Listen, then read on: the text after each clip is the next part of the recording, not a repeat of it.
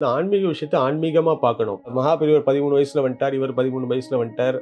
அ வ ஜெயேந்திர பெரியவர் 15 வயசு, 16 அத வயசுல வந்தார். பார்க்கக்கூடாது. அது பார்க்க வேண்டியது கிடையாது. சந்நியாசம் வாங்குறதுக்கு முன்னாடி பிரம்மச்சரியமா தான் இருக்காரு அவரு. சரி.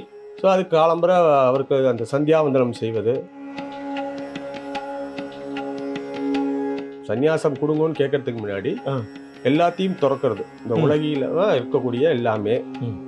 உடையிலேருந்து ஆரம்பிச்சு அவரோட பூணூல், ம். சிகையில இருக்க அந்த மந்திரங்களுக்கு அங்க விளக்க உரையும் கொடுத்திருந்தாங்க. ஓஹோ! தமிழ்ல. தமிழ்ல. தமிழ்லை இதுல ஹிந்தியில, ஆ. தெலுங்குலன்ட்டு 3 3 மொழியில. முக்கிய மொழியில கொடுத்திருந்தாங்க.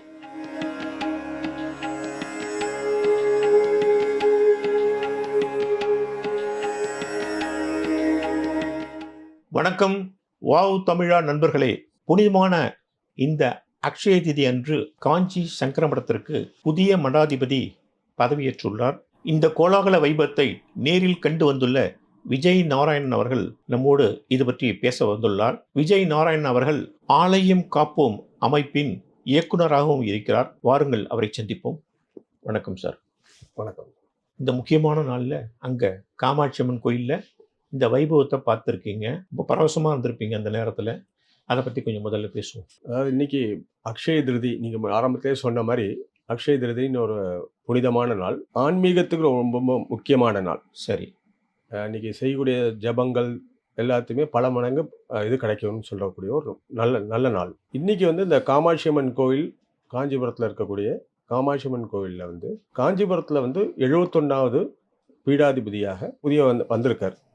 திரு சத்ய சந்திரசேகரேந்திர சரஸ்வதினு அவருக்கு நாமகாரணம் கொடுத்துருக்காங்க. சத்ய சந்திரசேகரேந்திர சரஸ்வதி மகாபெரியவர் பேர்ல சத்யா சேர்த்திருக்காங்க. ஆமா, சத்தியம்ங்கிற அந்த காஞ்சி காமகோடி பீடம் கடைபிடித்து வரக்கூடிய அந்த சத்தியம்ங்கிறத நிலைநாட்டுறதுக்காக சத்யம் சந்திரசேகரேந்திர சரஸ்வதிங்கிற சுவாமியை இன்னைக்கு நாமகரணம் சூட்டியிருக்காங்க. சன்னியாச தீட்சை கொடுத்து நாமகரணம் கூப்பிட்டாங்க.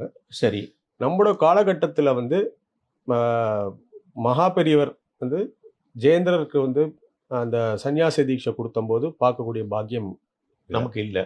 அதே மாதிரி விஜேந்திர சுவாமி 40 வருடங்களுக்கு முன்பு இந்த பீடத்துக்கு வந்தபோது பாலபெரியவராக 13 வயசுல வந்தபோது நம்மளுக்கு பார்க்கக்கூடிய ஒரு வாய்ப்பு இல்லை. ஆனால் இன்னைக்கு நம்மளோட வாழும் காலகட்டத்தில் இப்படி இந்த ஒரு பாரம்பரியமா 2500 வருஷங்கள் பாரம்பரியமா இருக்கக்கூடிய ஒரு மடம், சங்கராலே ஸ்தாபிக்கப்பட்ட ஒரு மடம். அதுல வரக்கூடிய ஒரு இதில் பார்க்கறதுக்கு பரவலா இன்னைக்கு பல பேருக்கு வாய்ப்பு கிடைச்சது. இதை தாண்டி பல செய்தி நிறுவனங்கள் நேரடி இது பண்ணாங்க. வர முடியாதவங்கள நிறைய பேர் அது மூலமாகவும் பார்த்து ரொம்ப ஆனந்தம் அடைஞ்சிருக்காங்க. நீங்க அந்த குளத்துக்கு கரையிலே இருந்து பார்த்தீங்களா? ஆமா, அருகில் இருந்து பார்க்கக்கூடிய, ரொம்ப அருகில் இல்லை, கொஞ்சம் இதுல இருந்து பார்க்கக்கூடிய ஒரு வாய்ப்பு. மக்கள் கூட்டம் ஜாஸ்தியா இருந்தது. நல்ல அந்த கோவில் ஃபுல்லா நிறைஞ்சிருக்கிற லெவலுக்கு மக்கள் கூட்டம் இருந்தது. பல பகுதியிலே வந்திருக்காங்க. ஆந்திரா மாநிலத்திலே வந்தாங்க, கன்னட மாநிலத்திலேருந்து வந்தாங்க, கர்நாடகாலேருந்து வந்திருந்தாங்க, தமிழ்நாட்டிலேருந்து பல பேர் வந்திருந்தாங்க. விஐபின்னு சொல்லக்கூடிய பல பேர், சுப்பிரமணிய சுவாமி போல நம்முடைய கவர்னர் அவர் வந்திருந்தார். நயினார் நாகேந்திரன், பிஜேபியை சார்ந்த நயினார் நாகேந்திரன் வந்திருந்தாரு. சரி. அப்புறம் ஆந்திராவோட முதலமைச்சர் வருவதாக, இனிமே வரப்போறதாக தகவல் இருந்தது. சரி. தெலுங்கானா முதலமைச்சர் வாழ்த்து செய்தி, அதாவது ஆசீர்வாதத்துக்கு கேட்டு செய்தி அனுப்பிச்சிருக்காரு. சரி. அதையும் அங்க காமிச்சாங்க. இது எல்லா இடத்துலையும் ரொம்ப எதிர்பார்க்கப்பட்டு, பல நாள்களாக எதிர்பார்க்கப்பட்ட ஒரு வைபவம் இன்னைக்கு காஞ்சிபுரத்திலே நடந்தது. ரொம்ப ரொம்ப பெரிய ஸ்கிரீன் வச்சிருந்தாங்களா? எல்லா இடத்துலையும் டிவி ஸ்கிரீன்ஸ்லாம் இருந்தது, ஷாமியானாஸ் போட்டிருந்தாங்க. ஸோ அதிகாலை 5:30 மணி முறையில் இதெல்லாம் எல்லா நம்மளுக்கு வரக்கூடிய பூஜை இதெல்லாம் ஆரம்பிச்சு ஒவ்வொன்றா செஞ்சாங்க. அவர் சந்நியாசம் வாங்குறதுக்கு முன்னாடி பிரம்மச்சரியமாக தான் இருக்கார் அவர். சரி.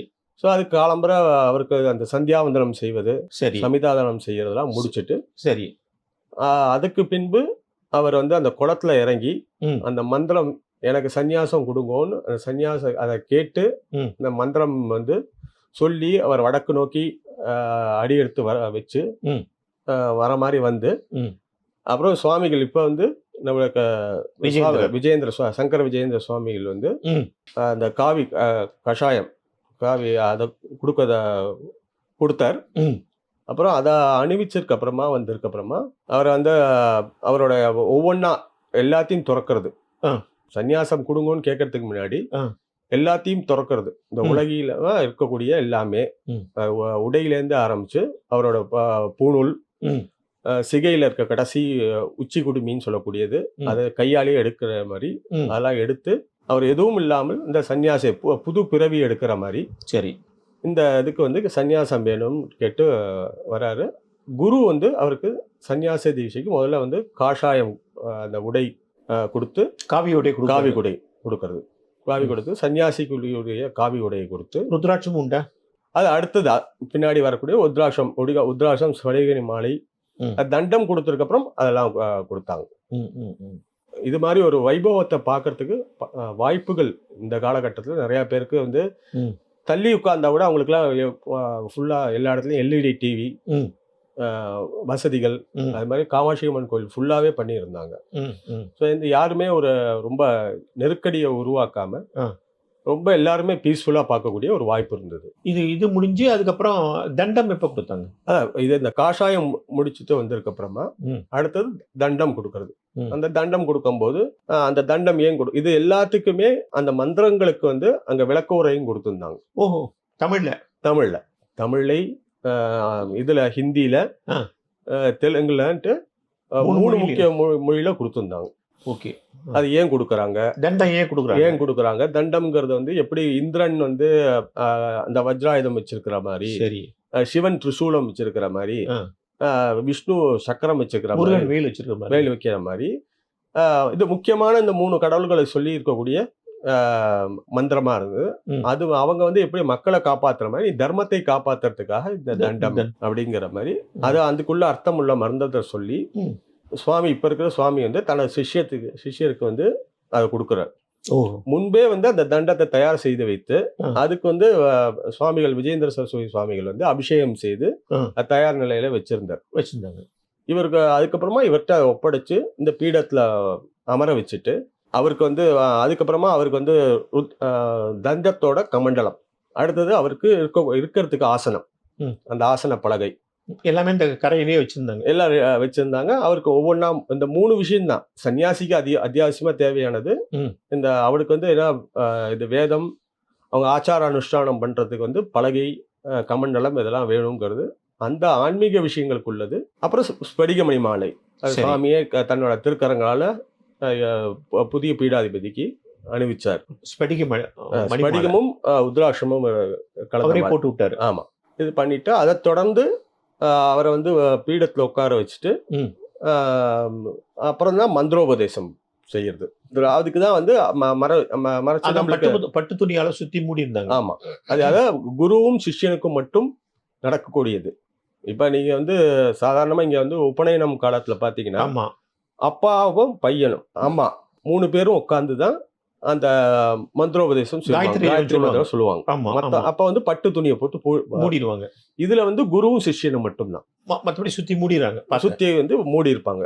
ஸோ அப்படி மூடி அவங்க 2 பேருக்குள்ள எல்லாம் மந்திரங்கள் அவருக்கு வந்து மகாமந்திர உபதேசம் கொடுத்து விஜயேந்திர சரஸ்வதி சுவாமிக்கு வந்து குருக்கு வந்து ஆரத்தி காமிக்கிறது, காமிச்சிட்டு அதுக்கப்புறமா தான் சுவாமி வந்து நாமம் என்ன நாமம்ங்கிறத வந்து மக்களுக்கு எல்லாருக்கும் சொன்னார். அனௌன்ஸ்மெண்ட் அது. ஆமா அனௌன்ஸ்மெண்ட்டுங்கும் போது அதுல சொல்றது வந்து இந்த மடத்தை பத்தி. அந்த மடம் வந்து 2500 ஆண்டுகளாக நடுவில் வந்து எந்த பிரேக்குமே இல்லாம பீடாதிபதி இருந்து இன்னைக்கு வந்து 71வது பீடாதிபதியா இவரை வந்து சத்ய சந்திரசேகர சரஸ்வதி சுவாமிகள் நியமிக்கப்படுகிறார் அப்படின்னு சொல்லி சொன்னது. அதை தொடர்ந்து அதுக்கப்புறமா வந்து அவர் வந்து சுவாமி வந்து விஜயேந்திர சரஸ்வதி சுவாமிகள் சமஸ்கிருதத்துல, ஹிந்தியில, சமஸ்கிருதத்துக்கு அப்புறம் தமிழ்ல, அதுக்கப்புறமா ஹிந்தியில, அப்புறம் தெலுங்கு, அப்புறம் கன்னடம், எல்லா மொழியிலையுமே இந்த விஷயங்களை சொன்னார். அவரே மைக்ல சொன்னார். ஏன்னா இது எல்லாமே என்னன்னா இத்தனை லாங்குவேஜ் தெரிஞ்சவங்க எல்லாருமே அங்க வந்திருந்தாங்க. அதை தொடர்ந்து சுவாமிகளும் இளைய மடாதிபதியா இப்ப வந்திருக்கிற சுவாமியும் 2 பேருமா காமாட்சி அம்மன் இதுக்கு வந்து தரிசனத்துக்கு போனாங்க. இங்க வந்து பிரசாதங்கள் கொண்டு வந்து காமாட்சி அம்மன் கோயிலேருந்து பிரசாதம் கொண்டு வந்து 2 பேருக்கும் பரிவட்டம் கட்டி கோவிலுக்கு அழைத்து சென்றாங்க. அம்பாள் தரிசனம் பண்ணி அங்க ஆதிசங்கர சன்னதியில தரிசனம் எல்லாம் பண்ணிட்டு அதை தொடர்ந்து அவர் வந்து மடத்துக்கு வந்து யாத்திரையா கூப்பிட்டு வருது. மடத்துக்கு அப்படியே நடந்த யாத்திரையா போகணும். அப்ப நீங்க கிளம்பிட்டீங்க. ஆமா, அப்ப கிளம்பிட்டோம். இங்க வர வேண்டிய கட்டாயம் இருந்ததுனால கிளம்பிட்டோம். சாமி தரிசனம் முடிச்சுட்டு அப்படி மடத்துக்கு கிளம்பிட்டாங்க. ஆமா. அடுத்தது அங்க போனதுக்கு அப்புறமா அங்க வந்து அதிஷ்டானத்துல இதுக்கு முன்னாடி இருந்த அதாவது ஜெயேந்திர சரஸ்வதி சுவாமிகளும் மகாபெரிவரோடும் அவங்களோட அந்த அதிஷ்டானம் பிருந்தாவனத்துல வந்து அங்க இதெல்லாம் பண்ணிட்டு அப்புறம் அதுக்கு தொடர்ந்து சந்திரமௌலீஸ்வரர் பூஜை ரெகுலரா நடுவுல இருக்குமே மடத்துக்கு நடுவுல மடத்தோட பூஜைன்னு சொல்லக்கூடிய யார் சங்கராச்சாரியரா இருக்காரோ அவர் அந்த செய்யக்கூடிய அந்த பூஜை. இனிமே அவரால பண்ண முடியலன்னா இவர் பண்ணலாம். அந்த லைசன்ஸ் கிடைச்சிட்டு. ஆமா, அதுக்கு அது வந்து சுவாமிகளோட முடிவு தான். அது சிலப்போ எனக்கு தெரிஞ்சு சில காலங்கள் எடுக்கலாமா இருக்கும் உடனே, ஏன்னா அதை கத்துக்க வேண்டியது இருக்கு. ஆமா, ஏன்னா அது வந்து நம்ம செய்யக்கூடிய ஒரு சிம்பிளான நேம நிஷ்டைகள் நிறைய இருக்கு. சரி, அது சுவாமிகளுக்கு தெரியும். அப்ப நாளைக்கே கொடுக்கலாம், இல்ல 4 மாசம் கழிச்சும் கொடுக்கலாம். அது குருவுக்கும் சிஷ்யனுக்கும் என்னைக்கு வந்து அந்த சிஷ்யன் வந்து அதை ஏற்று நடத்தக்கூடிய ஒரு இது இருக்குங்கும் போது கட்டாயமா செய்யறது இன்னுமே செய்யறதுக்கு வந்து ரைட்ஸ் வந்து. இன்னொரு சந்தேகம் விஜய் சார், இப்ப சங்கர மடத்துல வந்து ரொம்ப ரொம்ப சின்ன வயசுலயே வந்து அவளுக்கு இது கொடுத்துருவா, சன்னியாசம் கொடுத்து பீடாதிபதி ஆக்கிடுவா. இந்த முறை கொஞ்சம் லேட் ஆயிடுத்து. இந்த முறை வந்து 22 வயசு ஆயிடுத்து இருக்கு. அவ இதுக்கு லேட். இது வேதம் கற்றவருக்காக தான் வெயிட் பண்ணாங்களா, அது என்ன காரணம் இந்த லேட் ஆனதுக்கு? வேதம் முழுமையா கற்றவர் அப்படிங்கிறதுக்காக லேட் பண்ணாங்களா, அது மட்டுமே கிரைட்டீரியனா அல்லது வேற ஏதாவது கிரைட்டீரியனுக்காக காத்திருந்தாங்களா? இல்ல, பொதுவாக இந்த சங்கர மடத்துல சங்கராச்சாரியார் எங்கேயா இருந்தாலும் எடுத்தாலும் அவங்க வந்து வேதத்துல வந்து எந்த லெவலுக்கு தேர்ச்சி பெற்றவங்க. ரொம்ப ரொம்ப சின்ன வயசுலயே எடுத்திருக்காங்களே. அதான் அந்த வயசுலயே எடுத்திருக்காங்க. அன்னைக்கு வந்து வேதத்தை ஜாஸ்தி சார்ந்த இருந்த காலங்கள். சரி, இன்னைக்கு வந்து ஒரு குழந்தை வந்து 6 வயசுனா 6 வயசுலயே போறது இல்லை. சில 8 வயசுல கொண்டு போய் விடுறாங்க, அது மாதிரிலாம் இருக்கு. இல்லை 10 வயசுல 5ஆவது கொண்டு போய் சேர்க்குறாங்க. அதெல்லாம் அதை தாண்டி இன்னைக்கு இருக்கிற காலகட்டத்துக்கு ஏத்தாப்புல நிறையா வந்து விஷயங்கள் இருக்கும். இதுல வந்து நம்ம நிறைய விஷயத்த வந்து உலகாயுதமா பார்க்க முடியாது.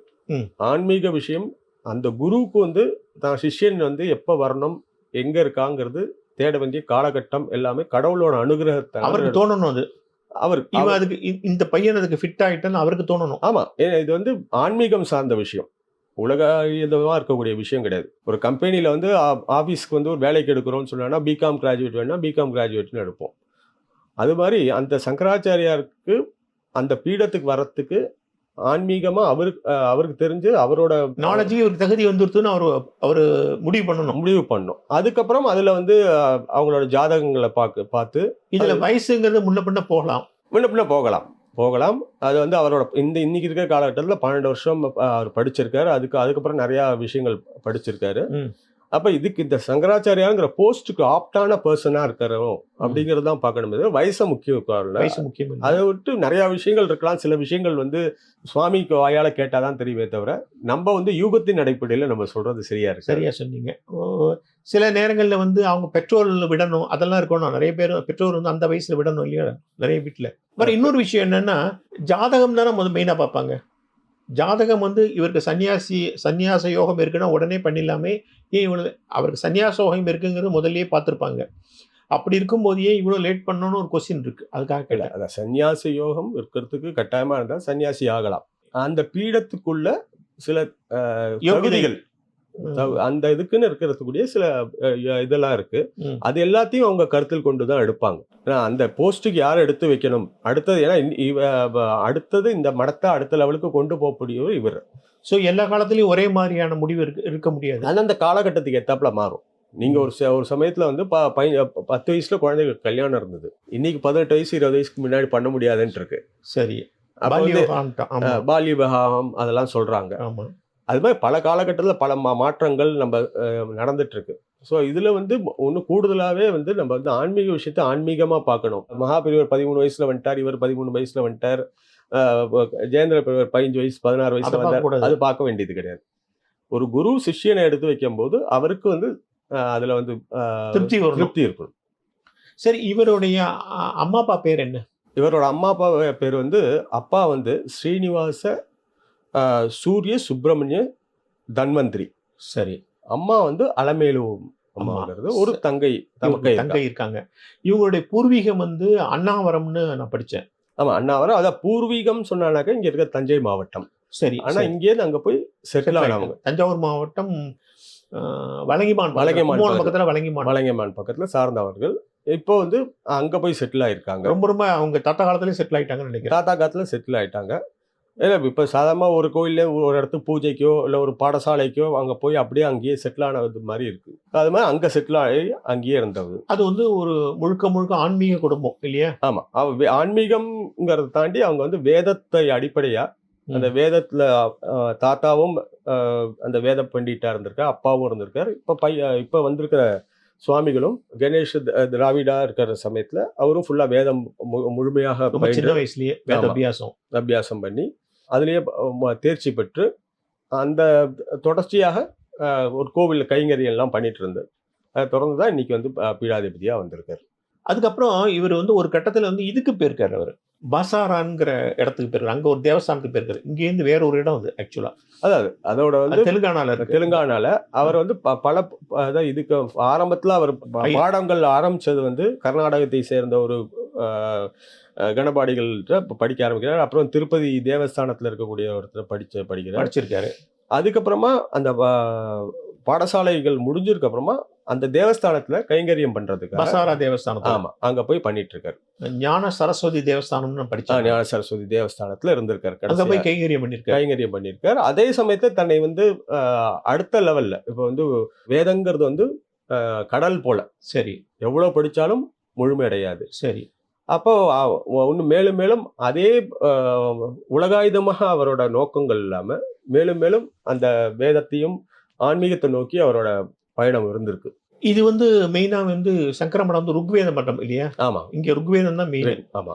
இவர் ருக்வேதம் தவிர யஜுரெல்லாம் கூட படிச்சிருக்காரு. யஜுர் சாமமும் படிச்சிருக்காரு. ருக்வேதம் மெயினா படிச்சிருக்காரு. 3 வேதங்களையும் படிச்சிருக்காரு. இன்னும் படிக்க போறாரு. ஆமா, நிறைய இருக்கு. இன்னும் தன்னை அடுத்தடுத்த இதுல பாலபெரிவர் இன்னைக்கு அவர் வந்து சங்கர விஜயேந்திர நம்ம வழக்கத்துல வந்தது பாலபெரிவர். ஆமா. இப்ப வந்து அவரோட சிறு வயதுல இப்ப வந்துட்டார். இப்ப புது பெரியவரா இவர் வந்திருக்காரு. இவர் வந்து நம்ம விஜயேந்திர சரஸ்வதி சுவாமிகள்கிட்ட நிறைய அவர்கிட்டே பாடம் படிப்பார். அதை தாண்டி வேத பண்டிதர்கள் பல வகுப்புகள் வந்து இனி வரும் காலங்கள்ல அவருக்கு எடுப்பாங்க. ஜெயேந்திரர் இருந்த போதே இவரை கவனிச்சிருக்காரு. ஜெயேந்திரர்கிட்ட இவர் ஆசீர்வாதங்கள் வாங்கியிருக்காரு. சங்கரமடத்தோட தொடர்பு இருந்திருக்கு. பல முறை வந்து இப்ப இருக்கிற விஜயேந்திர சரஸ்வதி சுவாமிகளை போய் சந்திச்சிருக்காரு. இவர் வந்திருக்காரு. இங்க சங்கரமடம் வந்திருக்காரு. பெரியவர் ஒவ்வொரு இடத்துல பார்க்கும்போது சில கட்டளைகள் இருக்காரு. அதுக்காக போய் பல இடத்துல போய் கைங்கரியம்லாம் பண்ணியிருக்காரு. மேலே தன்னை வந்து மேலே இதைப்படி அப்படிங்கிற மாதிரி நிறைய விஷயங்கள் சொன்னதுனால கான்டாக்ட்ல இருந்திருக்காங்க. ஆமா, தொடர்புல இருந்திருக்காங்க. மடத்தோட தொடர்புல இருந்திருக்காங்க. விஜயேந்திரர் வந்து தொடர்ந்து கண்காணிச்சிருக்காரு. ஆமா, இவரை கட்டாயமா அப்படி பார்த்ததுனாலதான் அவருக்கு வந்து ஏதுவானவர் அப்படின்னு தோணிருக்கு. இன்னொரு மடத்து மேல வைக்கிற விமர்சனம் என்னன்னா, ஏன் தமிழ்காரங்க யாருமே கிடைக்கல? இது ஒரு காமன் மேனுடைய சந்தேகம். தமிழ்காரங்க யாருமே கிடைக்கலையா? ஏன் ஒரு தெலுங்குக்காரங்களை கொண்டு வரணும்? என்னதான் அவர் வழங்கியமான் பூர்வீகம்னா கூட இங்க தமிழ்நாட்டில் அக்கோப்பில மடம் மாதிரி இங்கே எத்தனையோ மடங்கள் பாடசாலைகள்லாம் இருக்கு. இங்க எத்தனையோ பேர் வந்து இருக்கும்போது ஏன் திரும்ப திரும்ப தெலுங்கையும் கன்னடத்தையும் கொண்டு வராங்க? அவங்களால தமிழ்நாட்டு மக்களோட கலாச்சாரத்தோட ஒத்து வர முடியுமா? பேச முடியுமா? ஒரு அந்நியம் ஆயிடாதா அப்படிங்கிற ஒரு விமர்சனம் இருக்கு. அதை நீங்க எப்படி பாக்குறீங்க? நீங்க காஞ்சி மகாபெரியவரை நீங்க பார்த்திருப்பீங்கன்னு நினைக்கிறேன். நான் பார்த்திருக்கேன், ஆனா பேசுனது இல்ல. உங்களோட வயசோட உங்களோட காலகட்டத்துல பார்த்திருப்பீங்க. அவ்வளவு தூரத்துல. அவரோட இயற்கையா பாத்தீங்கன்னா கன்னடர். அவர் வந்து தமிழ்நாட்டோட எப்படி ஒட்டி இருந்தார். ஆமா, ஒட்டி ஆளை பார்த்த பேர் சொல்லுவார். இல்ல, தமிழ்ல எப்படி நம்மளோட உரையாடி நல்லா பேசுவார். தமிழ்ல இருக்கக்கூடிய அறிஞர்களை கூப்பிட்டு என்ன தமிழோட என்ன இருந்திருக்காருங்கிறது. ஸோ இதில் வந்து யார் வந்து இந்த பீடத்துக்கு வர அடிப்படையாக வந்து எல்லாருக்குமே சொல்லக்கூடியது வந்து இது வந்து வேதத்தை சார்ந்த மடம். சரி. வேதத்தில் வந்து யார் தேர்ச்சி பெற்றிருக்காங்களோ, இந்த சந்நியாசம் யோகம் யாருக்கு இருக்கோ அது மாதிரி அமையக்கூடியது தான் இதுதானே தவிர இது வந்து ஒரு கம்பெனியில் ஜாப் எடுக்கிற மாதிரி எடுக்கிறது கிடையாது. ரிசர்வேஷன் கிடையாது. இதில் ரிசர்வேஷன் கிடையாது. ரெண்டாவது, கம்பெனிக்கு ஜாப் எடுக்கிற மாதிரி இந்த குவாலிஃபிகேஷன் இருந்தானாக்கா இது எதுவும் கிடையாது. தெலுங்கு தமிழ்ல கணக்கு கிடையாது. அவங்க வந்து இந்த மடத்துல வந்து எல்லாரையும் நீங்க வந்து தமிழ் கன்னடம் மலையாளம் பாக்குறீங்க. ஒன்ஸ் இவங்க வந்து இந்த மடத்துக்கு பீடாதிபதியா வந்ததுக்கு அப்புறமா லோகம் எல்லாரையுமே ஒன்னா பார்க்கக்கூடியவங்க. அதான் சந்நியாசம். நான் லோகத்துக்கு வந்து சேவை செய்யறதுக்காக வரேன்ட்டு தான் வராங்க. அங்க வந்து மொழி வந்து ஒரு பேரியர் கிடையாது. மொழி சார்ந்து அவங்களுடைய சிந்தனைகளோ இல்லை செயல்களோ இருக்காது. இல்லை விஜய் சார், இப்போ நான் எதுக்கு சொல்கிறேன்னா, இவர் நாளைக்கு வந்து அவருடைய இடத்துல உட்காந்துறார் மடத்தில். நாளைக்கு ஊர் சைட்லேருந்து நிறைய பேர் வருவாங்க, தரிசனம் பண்ண வருவாங்க. அப்போ அவங்களுடைய பிரச்சனைகளை உங்களுக்கு தெரியும், எல்லாரும் பிரச்சனைகள் சொல்லுவாங்க. அவங்க அவங்க மொழியில, எளிய மொழியில தமிழில் சொல்லுவாங்க. அதெல்லாம் புரியணும்ல அவருக்கு. இல்லை, அதை தானே சொல்கிறேன். அவர் இன்னமே இருக்க போகிறது மொத்தமாகவே தமிழ்நாட்டில் தானே.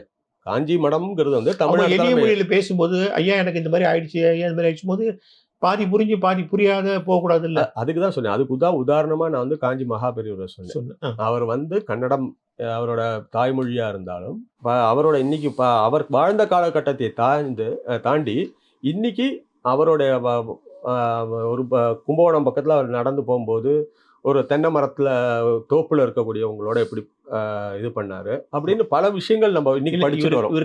இவர் கத்துக்கிற காலத்துல நடக்கிற நான் விஷயங்களை சொல்றேன். இனிமே கத்துப்பாரு. ஆமா. அந்த காலத்துல வந்து கொஞ்சம் சிரமப்படுவாரு. அவர் கூட இன்னைக்கு வந்து தெலுங்கும் தமிழும் தெரிஞ்சவங்க தானே கூட இருக்கிறாங்க.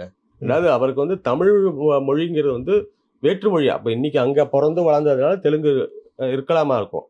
ஆனா கூடிய விரைவில் எல்லாரோடையும் ஏன்னா காஞ்சிபுரம் மடத்துக்கு போனீங்கன்னா எல்லாம் தமிழ்ல தான் பேசிக்கிறான். அங்க போனா தெலுங்குல யாரும் பேசிக்கிறது கிடையாது. ஆமா ஆமா. மடத்துல வந்து இவர் சார்ந்தவங்க இருந்தா கூட அவங்களும் தமிழை கற்றுக்கக்கூடியவங்க. நம்ம ஊர்ல பாத்தீங்கன்னு வச்சுக்கோங்களேன், இயற்கையாவே நம்ம போய் வெளியூர்ல ஹிந்தி கத்துக்கிறோமோ இல்லையோ, ஹிந்திக்காரன் இங்க வேலைக்கு வரவங்க கூட அவன் வந்து நம்ம கிட்ட தமிழ் அழகா பேசுவாங்க. ஸோ வெளிமாநிலத்திலே வந்து தமிழ் மேல இருக்க எல்லாருக்குமே பற்று இருக்கிறவங்க தமிழ் ரொம்ப ஈஸியா கத்துருவாங்க. இன்னொரு விஷயம் என்ன, ஜெயந்தர சரஸ்வதி வந்து விழுப்புரம் பக்கத்துல இருள்ளிக்கி கிராமத்துல இல்ல, கும்பகோணம் பக்கத்துல நினைக்கிறது. இருள்ளிக்கிங்கிறது திருவையாறு மாவட்டம். அவர் அங்கேருந்து வந்தவர். சொல்லப்போனா அவர் தான் வந்து தமிழ்நாட்டை சேர்ந்தவர் சொல்லுவாங்க. அதுக்காக கேட்டேன். இல்லை, அதுக்கு முன்னாடியும் சில காஞ்சி பெரியவர்கள்லாம் வந்து தமிழ் இருந்திருக்காங்க. ஆனால் எல்லா இன்னைக்கு வந்து எடுத்தீங்கன்னாக்க இது வரைக்கும் இருந்த சங்கராச்சாரியார்கள் பல பேர் சமாதி அடைஞ்சது தமிழ்நாட்டில் பல பகுதியில் இருக்கு.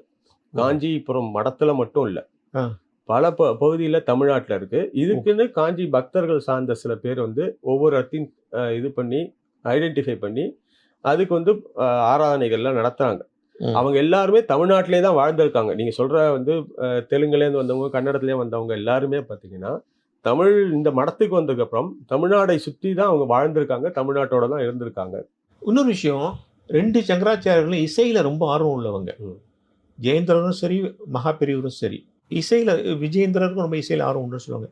சொல்லப்போனால் ஜெயேந்திரர் வந்து மோட்சமுக்களதான் யாரும் பண்ண சாரமதியில் மோட்சமுக்களத்தான்னு தியாகராஜசாமியோட கீர்த்தனை பண்ணால் அவரும் சேர்ந்து பாடுவார். அந்த அளவுக்கு ஒரு ஞானம் உண்டு. இவருக்கு இசை அறிவுலாம் எப்படின்னு எனக்கு தெரியல. அது இனி வரும் காலகட்டத்தில் வந்து நம்மளுக்கு தெரியும்.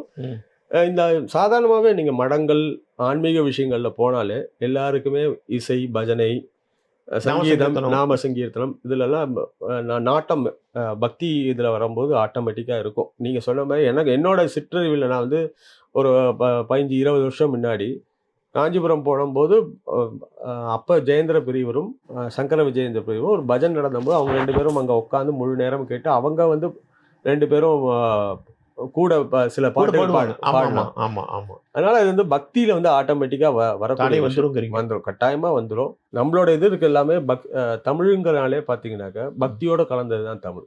உங்களுக்கும் மகா பெரியவருக்கு என்ன தொடர்பு உண்டு? உங்களுக்கு அந்த உங்க குடும்பம் ரொம்ப நாளா அந்த அவங்கள தெரியுமா? எப்படி? நம்மளோட குடும்பம், நம்மளுக்கு குரு வந்து சங்கராமடம் சங்கராச்சாரியா. மகா பெரியவர் காலத்துல இருந்து எல்லா சைடுமே, அம்மா சைடாகட்டும் அப்பா சைடாகட்டும் எல்லா பக்கத்துலையுமே மடத்தோட நெருங்கிய ஒரு தொடர்புல இருந்தது. அப்பாவோட தாத்தா சரி, அதாவது இங்க திருக்காட்டுப்பள்ளி பக்கத்துல பூதலூருங்கிறது எங்களுக்கு பூர்வீக கிராமம். மகாபெரியவர் அங்க ஒரு சமயம் அந்த சமயத்துல விஜயம் பண்ணும்போது இன்னைக்கும் அந்த வீடு அப்படியே இருக்கு. அங்க தங்கி இருந்திருக்காரு. அங்க வந்து 48 நாள் அவர் தங்கி தாத்தா வீட்டுல. ஆமா, அது அன்னைக்கு அதாவது முக்கியம் என்னன்னாக்கா அங்க பெரிய பெரிய வீடுகள் இருந்தா கூட அன்னைக்கு வந்து ஒரு பின்னாடி பக்கம் வந்து ஒரு கட்டடமும் முன்னாடி வந்து ஓலக்குடிசை மாதிரி போட்டு இருக்கக்கூடிய ஒரு வீடு தான். எங்க தாத்தா, அப்பாவோட தாத்தா வந்து தினசரி இந்த ராமாயணம் படிச்சுட்டு தான் சமையல் சாப்பாடு எல்லாமே அப்ப வந்து ராமாயணம் சீதாராமையர் தான் பெரியவா கூப்பிடுவா தாத்தா பேரை. அப்போ வந்து பர்ணசாலை மாதிரி இது இருக்கு. நான் இங்கே தங்கிக்கிறேன்ட்டார். பெரிய வீட்லலாம் இதுக்கும் போல. நான் இங்கே எனக்கு ஆச்சார அனுஷ்டானம்லாம் பண்றது இதான் வசதின்ட்டு இங்க உட்கார்ந்திருந்தார். பரவாயில்லையே. அவர் அங்க உட்கார்ந்து அந்த படிக்கட்டு இன்னும் இருக்கு. அவர உட்கார்ந்தே இடத்துல கதவ திறந்து அவரோட இன்னைக்கு எப்படி நீங்க படிக்க போறாருன்னு கேட்டீங்க. அன்னைக்கு அது மாரி அவரு பூஜை புனஸ்காரங்கள் முடிச்சுட்டு அவர் படிக்கிறதெல்லாம் அந்த காத்து அந்த இடத்துல உட்கார்ந்து படிக்கிறதாக அந்த இடம்லாம் அப்படியே தான் வச்சுன்னு இருக்கோம். இப்போ எப்படி இருக்கு? அந்த இடம் அப்படியே இருக்கு. அந்த வீடு அப்படியே பூதலூர்ல. பூதலூர் அப்படி. அதே மாரி அப்பாவோட இன்னொன்னு சைடுல அம்மா சைடுல வந்து அவங்க நங்கவரம் சொல்லக்கூடியது. மடத்தோட நெருங்கிய தொடர்பு. அம்மாவோட தாத்தா வந்து தஞ்சை மாவட்டத்துல வந்து ஒரு முத்ராதிகாரி மாரி அதோட முக்கியமான போஸ்டிங்ல அந்த விஸ்வநாத ஐயர்ன்னு இருந்தது. எங்க தாத்தா அம்மாவோட அப்பா வந்து சங்கர மடத்தோட காலேஜ் இருந்தது ஏனாத்தூர்ல. அதுல மேனேஜரா இருந்தது ஆரம்ப காலகட்டத்துல. அப்ப நான் ஒரு 1 வருஷம் 2 வருஷம் மகாபெரிவா சித்தியான வருஷத்துல வந்து அவங்களோட இருந்துட்டு தினசரி நான் மடத்துக்கு போயிட்டு வருவேன். அந்த காலகட்டத்துல. அந்த 90, 94 அந்த சமயத்துல. ஸோ அப்போ எப்போதுமே எங்களுக்கு வந்து மடத்தோட ஒரு நெருங்கிய ஒரு தொடர்பு இருக்கு. நாங்க எப்பலாம் டைம் கிடைக்கிறதோ இங்கேருந்து மடத்துக்கு போய் பெரியவங்கள தரிசனம் பண்ணாம இருந்தது கிடையாது. நிச்சயமா. நேற்று வரை எல்லாருக்கும் கணேச சர்மா நமஸ்காரம் பண்ணார். இன்னைக்கு சத்ய சந்திரசேகரேந்திர சரஸ்வதிக்கு எல்லாரும் நமஸ்காரம் பண்ண போறாங்க. பெரியவங்கல இருந்து சின்ன இல்லையா? இது காலையிலேயே வந்து தொடங்கியாச்சு. நமஸ்காரம் ஆரம்பிச்சாச்சு. எல்லாரும் அவருக்கு வந்து இன்னைக்கு காலையிலே வந்து நமஸ்காரம் பண்ண ஆரம்பிச்சாச்சு. அது எப்போ வந்து அவர் வந்து அந்த பீடத்துக்கு வந்து தேர்ந்தெடுக்கப்பட்டு முறையாக சந்நியாசம் கொடுத்து பாலபெரியவர்கிட்டேருந்து தண்டம் வாங்கிட்டு அந்த நாமம் வாங்கினாரோ அப்பவே அதுக்குள்ள இன்னுமே அவர் வந்து ஒரு அடுத்தது வந்து குருவாக நமக்கு முன்னாடி வரப்போறார், வலம் வரப்போறார். ஸோ அதுக்கு ஒன்றுமே அந்த காவி உடைக்கு நம்ம முதல்ல வந்து ஒரு மரியாதை கொடுக்கணும். அப்போ அதனால இன்னைக்கே வந்து தொடங்கியாச்சு.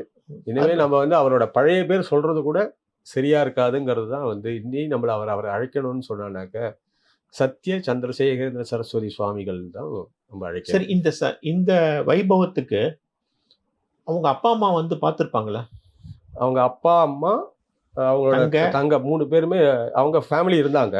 நெருங்கிய உறவினர்கள் இருந்தாங்க. ஓரமா இருந்து பார்த்தாங்க. இல்ல இருந்தாங்க. கடைசி வரைக்கும் வந்து கடைசியில வந்து இதெல்லாம் நாமகரணம்லாம் கொடுத்ததுக்கு அப்புறம் அவங்க அம்மாவா அவங்க எல்லாம் வந்து பெரியவர்கிட்ட வந்து பிரசாதம் வாங்கிட்டு போனாங்க.